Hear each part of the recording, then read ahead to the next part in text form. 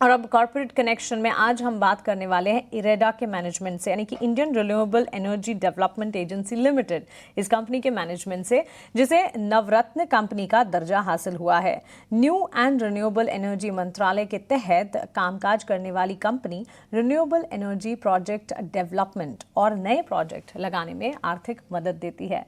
इरेडा की तीसरी तिमाही के नतीजे in fact on the face of it अच्छे नजर आए। अगर कंपनी के नेट इंटरेस्ट की बात करें और मुनाफे की बात करें, वहां पर इजाफा नेट इंटरेस्ट इनकम में करीब 40% तक की, टू बी प्रिसाइज 38.9% तक की मजबूती देखने को मिली और साथ ही कंपनी के मुनाफे में करीब 27% के मूव देखने को मिले।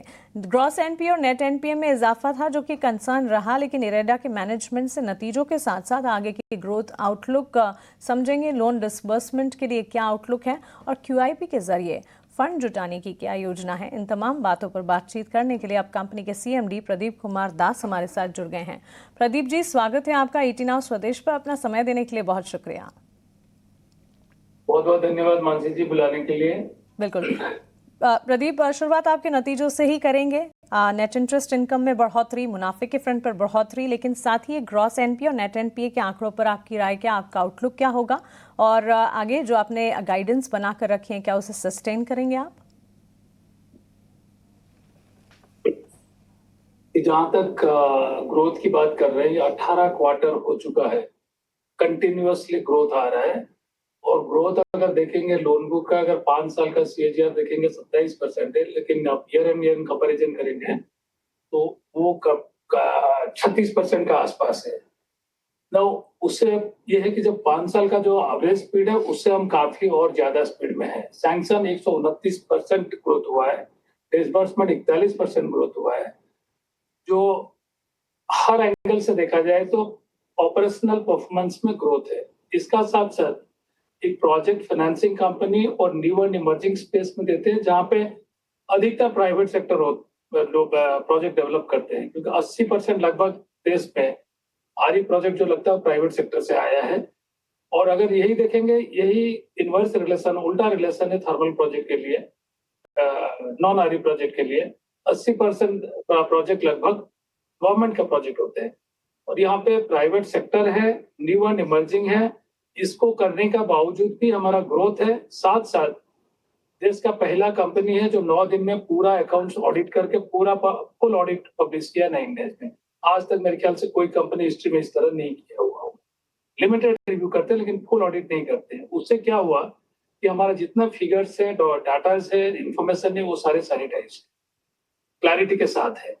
कोई प्रोजेक्ट फाइनेंस कंपनी अगर इस स्पीड से ग्रोथ कर रहा है और स्पीड से गवर्नेंस दे रहा है, दैट मींस उसका internal system, process, policy, procedure well documented, well design, well tested. तो इसीलिए हमारा जो आगे का ये जो बात आप उठाया था एनपीए के लिए, नॉर्मल कंसर्न यही रहता है। 18 क्वार्टर तक गिरने के बाद लगातार 7.18 से लास्ट क्वार्टर तक हम 1 तक आ गए थे नेट एनपीए में। अभी इवन एक क्वार्टर में 1 का नीचे भी आ गया था, बट अभी थोड़ा बढ़ोतरी हुआ है। हमारे एक ग्रुप में 2-4 अकाउंट है, वो वेस्ट टू एनर्जी सेगमेंट में है, उन्हीं का हुआ है। वो 433 करोड़ का लगभग है, तो जिसमें 430 करोड़ का इम्पैक्ट है, क्योंकि और एक कहीं 3 करोड़ का इंप्रूवमेंट हमारा आ गया, तो नेट 430 करोड़ का हुआ है जिसका इम्पैक्ट आया। अगर आप देखेंगे हमारा टोटल लोन पोर्टफोलियो 69,000 करोड़ में waste to energy project hardly 1% है। इसीलिए वो सेगमेंट में जहां पे ये हुआ है वो कंसर्न है नहीं। रही बात जो कंसर्न होना चाहिए, इसके लिए हो सकता है होगा, क्योंकि स्ट्रेस हमारा 6% करीब कैटेगरी लोन जो स्ट्रेस कैटेगरी में आते हैं, बड़े लगातार 2-3 क्वार्टर से। अभी क्या हुआ निकट अतीत में, बहुत सारे जो कस्टमर्स है, बहुत सारे कस्टमर है, उनका पेमेंट साइकिल थोड़ा लंबा हो गया है जो पहले होता था, जिसके चलते पेमेंट आने में थोड़ा समय लग रहा है, लेकिन वो एनपीए नहीं हो रहे। बट वो सारे ट्रेडिशनल विंड सोलर हाइड्रो में है, ना कि न्यू एंड इमर्जिंग में है। इसलिए और हमारा टोटल बुक देखेंगे 80% है ट्रेडिशनल आ रही, जो मैं बोलता हूँ विंड सोलर हाइड्रो, और जो इमर्जिंग आ रही है एथेनॉल है, सीपीजी है, ई मोबिलिटी है, स्टोरेज है, ग्रीन नाइट्रोजन है, पंप स्टोरेज है, बैटरी स्टोरेज, ये सबको मिला करके है। नाउ आगे जो हमारा वे फॉरवर्ड, हम तो 2030 तक का बिजनेस प्लान दे चुके हैं ऑलरेडी, बट अभी 2025 मार्च तक का जो प्लान है, जो लगभग हमने मिनिस्ट्री को दिया हुआ है 29 से 30 हजार करोड़ का डिसबर्समेंट, जो हमारे एमओयू पैरामीटर से जो हम साइन किए हुए हैं गवर्नमेंट ऑफ इंडिया के साथ, लगभग वो है। 18,000 करोड़ आसपास हम ऑलरेडी कर चुके हैं। तो नॉर्मली हमारा थर्ड क्वार्टर में जो होता है अधिक से अधिक बिजनेस, लास्ट क्वार्टर में अधिक से अधिक बिजनेस होता है। वही स्टैटिस्टिक्स अगर हम मेंटेन करेंगे तो हमारा कॉन्फिडेंस लेवल काफी अच्छा है कि हम ये जो नेट एनपीए कंसर्न है वो वहीं रहेगा या तो उससे थोड़ा हम फर्दर इम्प्रोवाइज कर लेंगे। कुछ सारे अकाउंट हम वर्कआउट कर रहे हैं सॉर्ट आउट करने के लिए, और पर्टिकुलर ग्रुप जिसका हम बात कर रहे हैं उनका वेस्ट टू एनर्जी प्रोजेक्ट में रॉ मटेरियल इनपुट के लिए म्युनिसिपैलिटी के साथ फर्म कॉन्ट्रैक्ट है, ऑप्टेकर एग्रीमेंट के लिए स्टेट यूटिलिटी के पास फर्म कॉन्ट्रैक्ट है। गवर्नमेंट ऑफ इंडिया से जो वायबिलिटी गैप फंडिंग करना है गवर्नमेंट उसका टाइम एक्सटेंशन भी दे चुके हैं।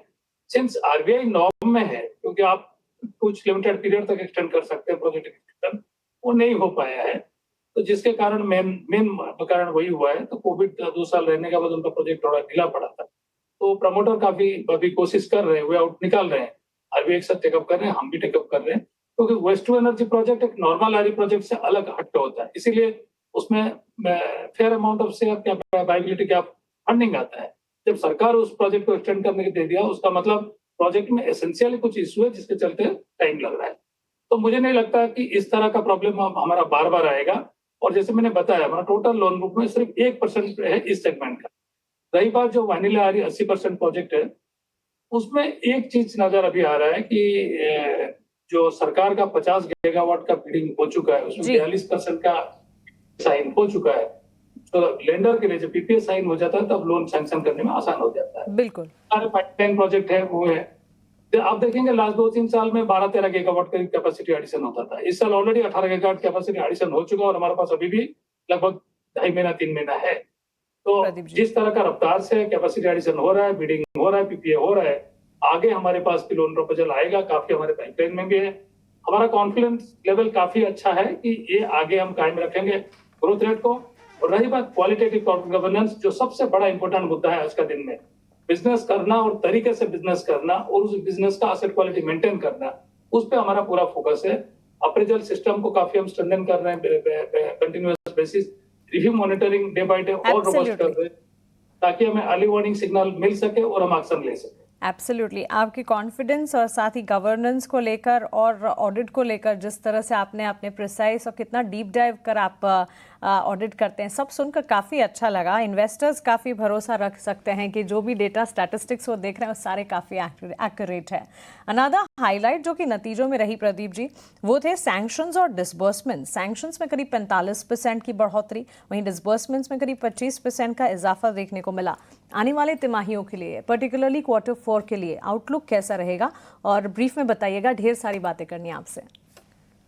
जैसे मैंने बताया कि अभी 22% पीपीए साइन हो चुका है जितना बिडिंग हुआ था, तो बाकी जो है वो अभी आगे भी होते रहेंगे। तो ये सारे प्रोजेक्ट मोस्टली जब भी होता है तो सेक्टर में हमारा पहला प्रेफरेंस होता है कि इरड़ा के पास जाओ तो जल्दी हो जाएगा। आज भी सेक्टर में लोग मानते हैं कि हमारा जो टर्न अराउंड टाइम है एप्लीकेशन से लेकर डिसबर्समेंट सबसे तेज है और सबसे भरोसेमंद है, क्योंकि ये प्रमाणित करता है आज तक हम 2,20,000 करोड़ सैंक्शन करके 1,41,000 करोड़ फाइनेंस क्यूमुलेटिव कर चुके हैं, जबकि हमारा क्यूमुलेटिव राइट ऑफ लगभग 155 करोड़ का ही है, जो कुछ भी नहीं माना जाता है, जबकि न्यू एंड इमर्जिंग अनसर्टेनिटी माहौल में रहते हुए कर रहे हैं। तो हमारा सिस्टम प्रोसेस प्रोसीड्योर काफी ठीक है। आगे भी जैसे लोन बढ़ेगा, जो हमारा प्लान है उस प्लान का हिसाब से हम कर लेंगे, हमारा काफी भरोसा है और टीम भी काफी एंथुसियास्टिक है। अभी कुछ दिन हुआ किसी मीडिया एजेंसी ने एनालिसिस किया था टॉप 500 एंटिटी, जिसमें हमें second best wealth creator of nation market में दिया गया था। उनका एनालिसिस था, हमारा नहीं था। They are independent agency. Similarly 6 महीने पहले हमें इंटरनेशनल रेटिंग भी मिला है एंड 9 महीना पहले सारे एजेंसी ट्रिपल स्टेबल हमें दिए हुए हैं। आगे हम बोरोइंग कॉस्ट को कम करेंगे। मेन मुद्दा यहाँ पर होता है रिन्यूएबल में आजकल इंटरेस्ट कॉस्ट थोड़ा बढ़ रहा है, तो वो कॉस्ट बढ़ने से प्रोजेक्ट वायबिलिटी में डेंट आता है। हम कोशिश आज भी हमारा तो कोई पीयर है नहीं, जब 100% हम प्योर ग्रीन है, हमारा कोई पीयर है नहीं इतने बड़े साइज में। नाउ जो बाकी कर रहे हैं उनका एक पॉकेट में ग्रीन है, बाकी वो बहुत सारी चीजें कार्बन वाले कर रहे हैं या कोई अदर नॉर्मल इंफ्रा कर रहे हैं। हमारा ग्रीन और ग्रीन इंफ्रा है। इसका बावजूद भी हमारा पास कोई कंसेशनल इंटरेस्ट लेने का बेनिफिट है नहीं। डिस्पाइट दैट हमारा बोरोइंग को हम लगातार अभी almost 14 basis point borrowing cost हम घटाए हुए हैं। 13 बेसिस पॉइंट हमारा निम इंप्रूवमेंट हुआ है। तो हम क्या करते हैं, बोरोइंग कॉस्ट जैसे जैसे घटता है उससे फेयर अमाउंट ऑफ शेयर हम प्रोजेक्ट डेवलपर को दे देते हैं। उससे क्या होता है कि प्रोजेक्ट वाइबिलिटी बढ़ जाता है और ये हमारा एक्शन बड़ा क्विक होता है। अभी हम डोमेस्टिक मार्केट को अभी दोबारा जा रहे हैं बहुत जल्दी एंड रेगुलरली जा रहे हैं, तो प्लस ओवरसीज ग्रीन हाउसेज जो है उनको भी अप्रोच कर रहे हैं कि हम 100% प्योर ग्रीन है। आप अगर यहाँ पैसा निवेश करते हैं तो आपको एक पूरा 100% ग्रीन में निवेश हो रहा है। तो इसको देखिए, पहले इरेडा का brand building and public outreach इतना कुछ खास नहीं था। आईपीओ का पहले तक भी इतना नहीं था। आईपीओ का समय में जस्ट बिफोर आईपीओ और आईपीओ का बाद काफी हमारा प्रयास रहा है। आप इसका नतीजा देखेंगे, 75% सरकार का होल्डिंग के बाद पब्लिक के पास 21.5 का आसपास लगातार वो कायम है। आईपीओ को लेकर अभी लगभग 14-15 महीना हो रहा है, वो प्रतिशत वही कायम है, बाकी में थोड़ा बहुत इधर उधर हो रहा है। उसका मतलब बाय एंड लार्ज पब्लिक हमारे साथ जुड़े हुए हैं। अभी हम क्यूआईपी में जाएंगे इसी क्वार्टर में ही, फर्दर पैसा उठाएंगे और हमारा जो करार है उसको और इम्प्रोवाइज करेंगे और हमारा डिसबर्समेंट प्लान जो दिया हुआ है 2030 तक का, उसको और फर्दर स्पीड अप करेंगे। इसलिए हमारे लिए काफी एनकरेजिंग समय है। तो सरकार का फोकस अभी तक रहा, आगे भी रहेगा, ये भरोसा है, क्योंकि रिन्यूएबल एनर्जी को बढ़ावा देना, नेट जीरो की तरफ जो स्टेप है उसको कायम रखना पड़ेगा सब। बिल्कुल Pradeep, second best wealth creator की आपने बात की। मैं खुद इस बात को मानती हूँ, because in fact I would say that the company should celebrate its success, because troubled environment में भी इरेडा एक ऐसा शेयर था जो कि कमज़ोर बाजार में भी अच्छी खासी मजबूती दिखा रहा था। और ये एक प्रमाण है कंपनी जो अपने developments, innovations, fund raising plans और प्रोडक्ट डेवलपमेंट कर रही है, ये सारी की सारी चीज़ें जो है एक तरह से निखर कर आ रही है। बहुत शुक्रिया आपका हमारे साथ जुड़ने के लिए, सवालों के जवाब देने के लिए, और आने वाले क्वार्टर्स के लिए आपको ढेरों शुभकामनाएं। धन्यवाद।